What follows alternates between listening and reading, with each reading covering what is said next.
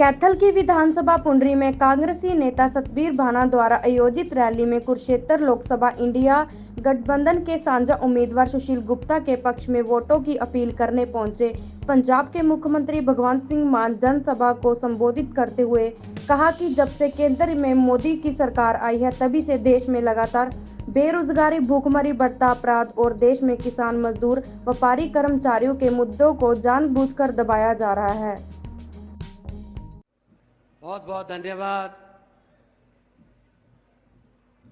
आज कुरुक्षेत्र लोकसभा के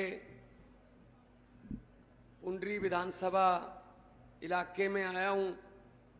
इस इलाके के क्रांतिकारी लोग, इस इलाके के देशभक्त लोग, इस इलाके के लोकतंत्र को और बाबा साहब डॉक्टर भीमराव अंबेडकर जी के लिखे हुए संविधान को बचाने की लड़ाई लड़ने वाले लोग, मेरे सामने सत्कारयोग बुजुर्ग,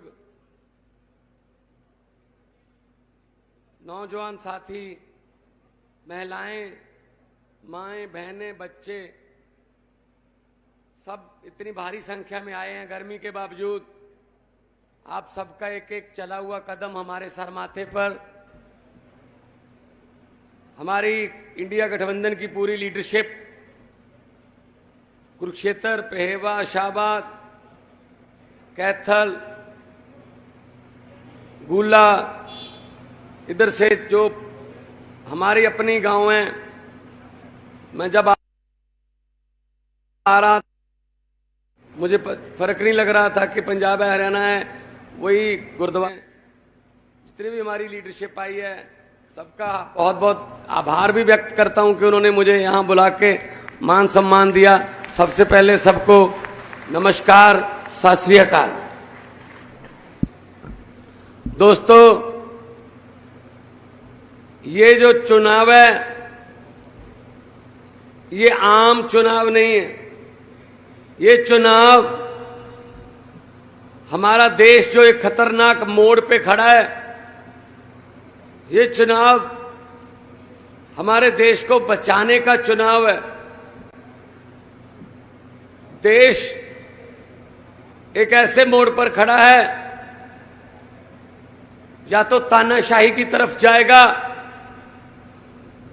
और या तो फिर लोकतंत्र तरीके से चुने हुए लोग आपकी इच्छा के मुताबिक काम करेंगे, आपकी इच्छा के मुताबिक कानून बनेंगे।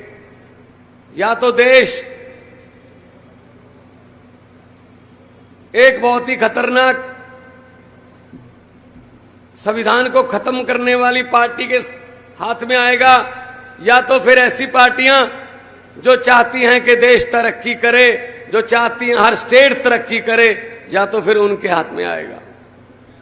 ये लोकतंत्र को बचाने की लड़ाई है, संविधान को बचाने की लड़ाई है। क्योंकि बीजेपी के बहुत से नेताओं ने ये बोल रखा है, हमें 400 से पार कर दो, हम संविधान बदल देंगे। ये बाबा साहब अंबेडकर का लिखा हुआ संविधान बदल देंगे, इसके बाद इलेक्शन नहीं होगा। जैसे रशिया में होता है, रूस में होता है, जो पुतिन है वो इलेक्शन नहीं करवाता, किसी विपक्षी नेता को वो अपने विरुद्ध खड़ा नहीं होने देता लड़ने के लिए चुनाव। अभी उसने चुनाव कराए 2 महीने पहले, लगभग 90% वोट डल गए। जो 10% नहीं डले वो खराब वोट हो गए थे, उसके खिलाफ वोट नहीं हो सकते। तो 10 साल के लिए और बन गया, अगले 10 साल के लिए और बन जाएगा। यही काम यहां शुरू होने वाला है भाई साहब। फेडरल स्ट्रक्चर खत्म कर देंगे ये।